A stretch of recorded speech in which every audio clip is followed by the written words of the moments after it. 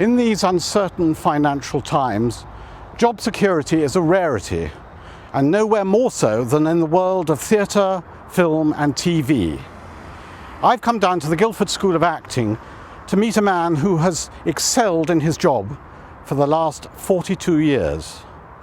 Ian Ricketts is a deeply private person who very rarely likes to have the limelight shone on him, but has spent a lifetime giving others a platform to shine. He has been a drama tutor here since 1970 and has taught many of the names you see in the theatre, in film and on television today.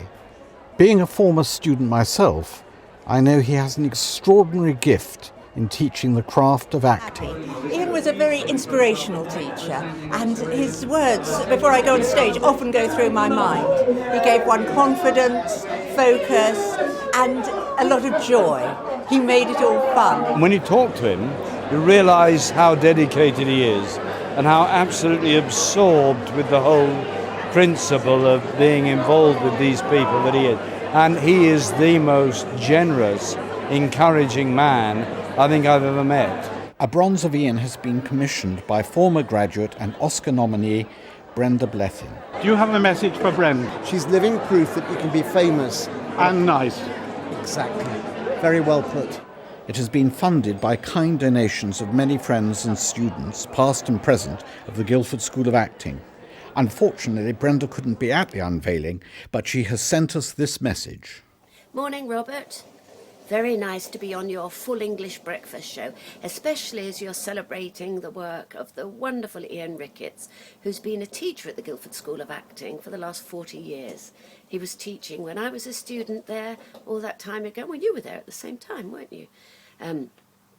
The board thought it would be appropriate to mark his dedication in some way and have commissioned a bronze sculpture to be made by Christine Charlesworth, and today is the big day of the unveiling. I so wish I could be there, but I'm up in Northumberland cracking crimes. Here I am in the makeup trailer. Have a wonderful, wonderful day. Love to everyone. Bye. The day was attended by many friends and past students, and when the time came to unveil the statue, it was clear just how highly thought of Ian is.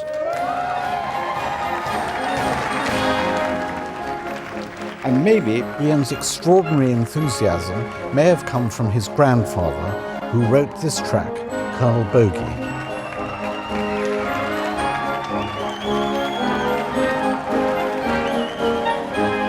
Ian and I go back a very long time.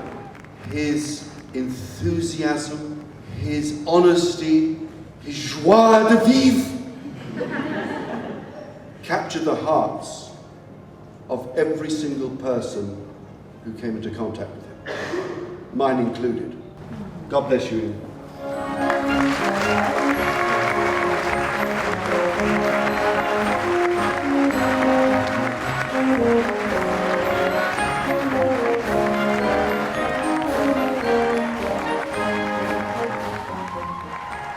The sculptor herself told me that she wanted to actually capture the soul of Ian, which I think she most certainly has done. And Ian is a great talker, and she tells me he's just about to speak. Well, why don't we go and speak to him now and speak to the man himself. Ian, an ex-GSA student and Oscar nominee, Yes. Brenda Blethyn was asked in an interview, which living person do you most admire and why?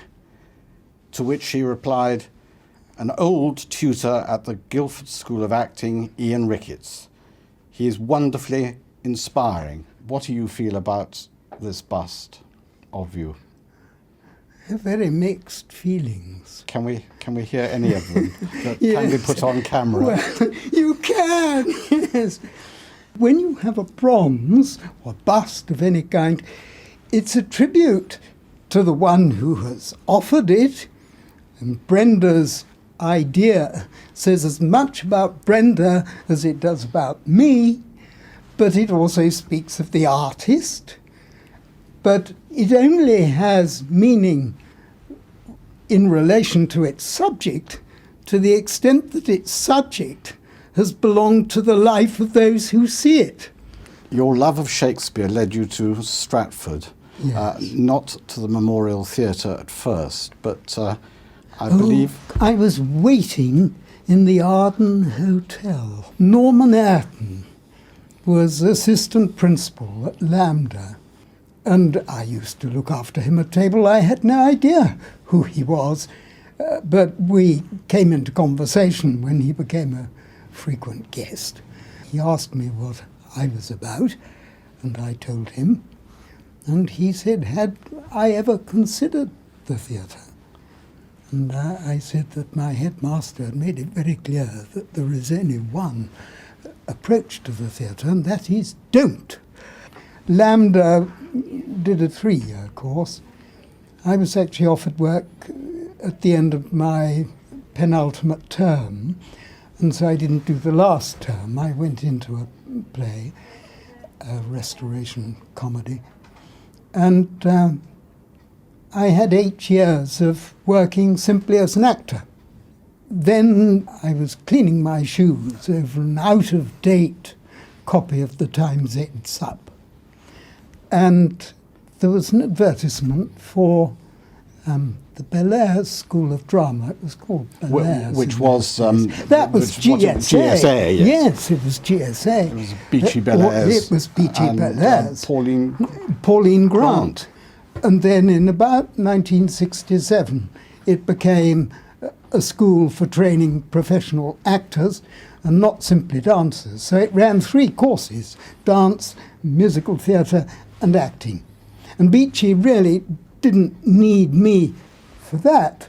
She did need someone whom the university would accept for the teaching of drama to undergraduates who elected for that as a part of their degree. So that's where the degree... And that is how So it all began. So it's amazing that the longevity of a career can be cleaning one's shoes and an old newspaper and an advert. Yes, and the circle too. I'm beginning for GSA as a clean teacher shoes? at the university, No. and ending within the school, now a part of the university. When I first asked if I could do this interview, and I know you don't give interviews ever at all, and I know you deeply don't like this at all, but we're not letting you get away with it. I phoned up the office here at Guildford School of Acting and asked if I could film Brenda Blethyn's bust. And 2 days later, the office phoned back and said, we've had a message from Brenda Blethyn saying she'd be thrilled if we came and celebrated her bust. But she said, you'll need a wider screen. Oh, that's super. Isn't that Brenda? I love to think of it as Brenda's bust. I really do. That's so wholly appropriate. Throughout the day, everyone had been recalling their favourite stories of their time with Ian. Ian was directing This Happy Breed, and it was a long dress rehearsal, went through till about 11 o'clock in the evening, but that was okay because Ian said, I shall bring out some refreshments.